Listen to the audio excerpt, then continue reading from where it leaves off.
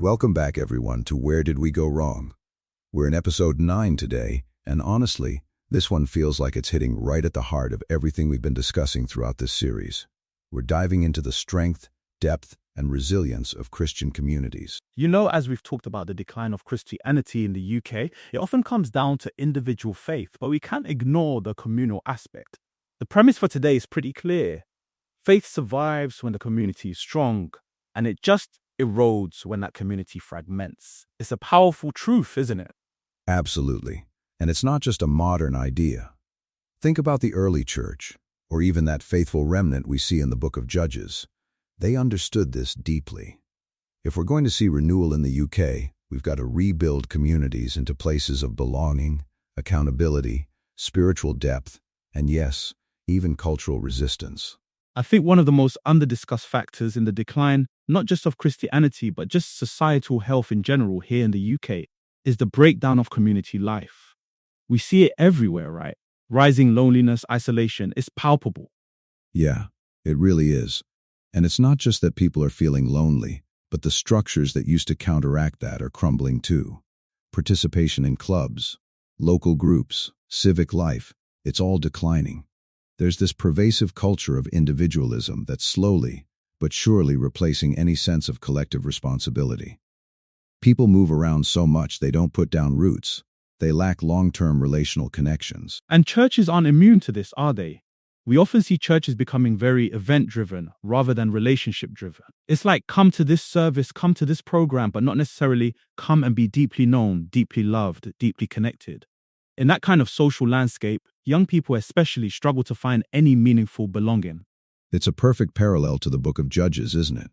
When Israel lost its communal bonds, when the tribes started acting independently, when families were spiritually disconnected, that's when faith just deteriorated.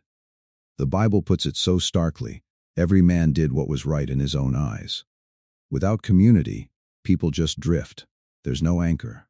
And yet, what's so encouraging about Judges is that even in all that chaos, there's always a remnant, always a faithful minority, a small group of people who still knew God's ways, who still held on to that covenant identity of Israel. That gives me so much hope because it shows us something profound. It really does. God doesn't need a massive institution to maintain faith. He needs a resilient community. Those remnant groups, they weren't the big, flashy movements. They were the ones who preserved the memory of God, who passed down the stories from generation to generation. They raised leaders, they offered protection and teaching and support. Crucially, they lived differently from the surrounding culture. Exactly. And that's exactly what we need in the UK today. Not necessarily bigger churches, but stronger communities, deeply rooted, interconnected communities. I think we need to shift our focus from just counting heads to cultivating depth. That's a fantastic way to put it. So, what actually makes a community resilient? Because it's not about numbers or resources, is it? It really is about that depth you just mentioned. Right. First, I'd say it's about shared identity. People need to know who they are and whose they are. It's not just a collection of individuals who happen to show up on a Sunday. It's we are God's people, we belong to Him and to each other. Yes, a collective sense of purpose and belonging that goes beyond personal preference. And from that, deep relationships emerge. We're talking spiritual family here, not just social acquaintances you see once a week. People who are genuinely invested in each other's lives. Definitely. And hand in hand with that is intergenerational life. This is huge. Children, teenagers, adults, seniors, all shaping one another, not segregating everyone into their own age-specific silos. There's so much wisdom and energy lost when we do that. Absolutely. Then, of course, spiritual habits. Communities grounded in prayer, in scripture, in worship, in service. These aren't just individual disciplines. When practiced together, they forge a collective spiritual muscle that strengthens everyone. And accountability. This might sound a bit intense to some, but it's crucial. People who lovingly challenge one another, who speak truth in love, who say, hey, I see you drifting, let's talk. That's a sign of a truly caring community, not a judgmental one. That's a really good point. It's about lovingly challenge, not harshly judge. And tied into all of that is missional purpose, a sense that we exist for more than just ourselves. We're here to bless our neighborhoods, to share the good news, to live out our faith in tangible ways that impact the world around us. Yes, absolutely. And finally, stability. This one is often overlooked. People staying connected long term, not just attending temporarily. It takes time to build trust and deep relationships. When the early church formed, these were the exact ingredients that made it flourish, even in a hostile culture. They stuck together. It's remarkable, isn't it, how timeless these principles are? And when we talk about who needs this most, it's our young people. I truly believe that young people today aren't just leaving the church because they reject Christianity. I completely agree. So many simply never found a community strong enough to hold them. They experienced cliques instead of true belonging, programs instead of deep relationships. They got entertainment when what they desperately needed was mentorship. They felt isolation instead of true discipleship. It's that judges phenomenon again, isn't it? Generations drifted because there was no structure, no unity, no shared moral and spiritual life. We see the exact same thing happening today. Young people are yearning for something deeper than what we've often offered them. They need mentors.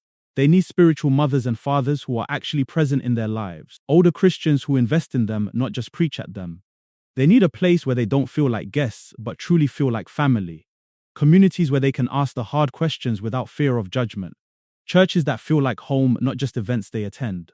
When a young person feels known and valued, their faith grows roots. It's that simple, and yet it's so profound. So, let's get practical. What are some steps churches can take right now to start building these resilient communities? Okay, practical steps. First, build smaller groups within the larger church. This is critical. Small groups are where relational depth happens. They become those spiritual families we're talking about, where people can truly be seen and heard. Definitely. And encourage shared meals. Hospitality is one of the oldest Christian practices, and for good reason. Breaking bread together builds trust, lowers guards, and really fosters connection in a way that just sitting in rows on a Sunday morning doesn't. You can't beat a good cuppa and a biscuit, or even a full meal for building bridges. So true. Also, develop intergenerational spaces. As we touched on earlier, stop separating every age group. Let people learn from one another. A teenager hearing wisdom from a grandparent in the faith, or an older person being energized by the passion of youth, that's invaluable. And invite vulnerability. This is huge. Create cultures where people can talk honestly about their struggles, their doubts, their victories, where it's okay to not be okay, and where you'll be met with grace, not judgment. Yes, and prioritize mentorship. One-on-one relationships truly change lives. Pairing older Christians with young adults, teens, or even new believers creates those crucial spiritual parenting relationships we talked about. It's literally discipleship in action. And serve together. Shared mission bonds people faster and deeper than any social event ever could. When you're working side by side to make a difference in your community, you forge a bond that's unique and powerful. It's not just about doing good, it's about doing good together. Right. Also create rhythms, not just programs. Weekly rhythms of prayer, scripture, connection, and service often matter more than big one-off events. It's the consistent, everyday presence and practice that builds resilience. That's a great distinction. And celebrate milestones. Affirm spiritual growth, like baptisms, testimonies, new believers, callings, community contributions. Recognition strengthens identity, shows people they are seen and valued for their journey of faith. Absolutely. And stabilize leadership. Constant leadership turnover can really weaken a community, eroding trust and continuity. Long-term spiritual shepherding builds deep trust and creates a sense of consistent care and vision. And finally, normalize long-term commitment. Teach that Christian community is a covenant, not a convenience. It's not just somewhere you drop in and out of when it suits you. It's a commitment, a family. It requires effort, but the rewards are immeasurable. Those are powerful, practical steps. So what happens when communities actually embrace these things? When Christian communities become truly resilient, what kind of fruit do we see? Well, first, faith retention grows dramatically. People stay because they belong, not just because they believe. Their faith is woven into a network of relationships, making it harder to pull away when life gets tough. And young people feel anchored. Their identity gets shaped by their faith family, not just by the constantly shifting sands of culture. They have solid ground to stand on. Churches withstand cultural pressure, persecution, secularism. These things cannot easily destroy united believers. A strong community acts as a shield, but also as a source of mutual encouragement and strength. Think of the early church again, facing immense pressure and flourishing precisely because of their unity. And transformation becomes visible.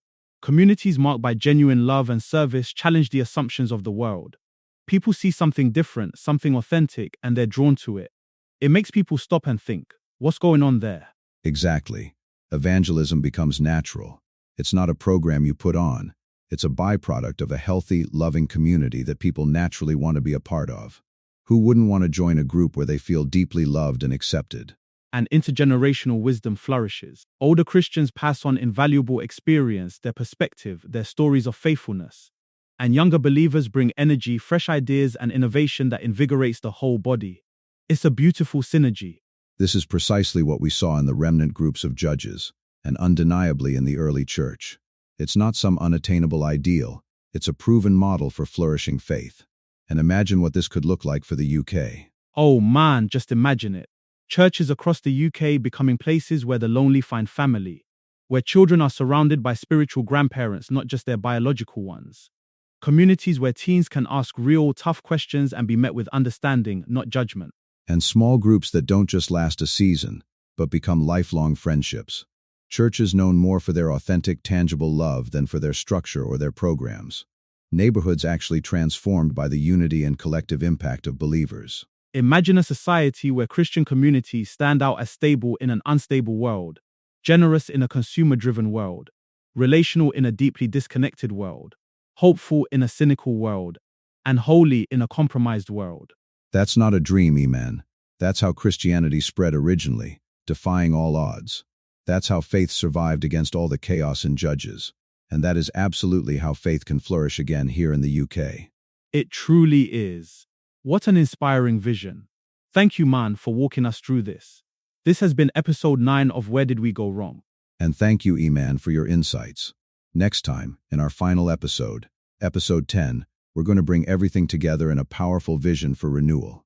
We'll look at scripture, history, and modern examples to imagine what a truly restored, revived Christian culture could look like in the UK. You won't want to miss it. Absolutely. Until then, keep building community, keep investing in people, and keep being that remnant that holds the light. We'll see you next time.